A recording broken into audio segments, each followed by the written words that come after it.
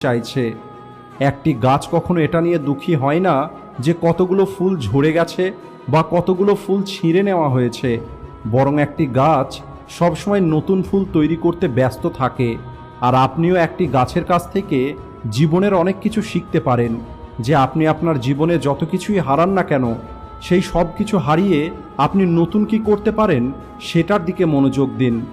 কখনোই নিজেকে অন্য কারোর থেকে কম মনে করবেন না, কারণ সবার জীবন আলাদা। আমি জানি সূর্যের সামনে একটি প্রদীপ কিছুই নয়, কিন্তু অন্ধকারের সামনে একটি প্রদীপের অনেক মূল্য। কোনো মানুষের সামনে হাত পাতার থেকে ভালো হলো আপনি সেই হাতটাকেই কাজে লাগান। জীবনে যদি কখনো হেরে যান, তাহলে একটি কথা মনে রাখবেন, বয়স কখনো ক্লান্ত করতে পারে না, আঘাত কখনোই নিচে ফেলে দিতে পারে না। যদি আপনার ভিতরে জেদ থাকে, তাহলে আপনাকে কেউ হারাতে পারবে না। জীবনে কখনোই কোনো কিছুর জন্য খুব বেশি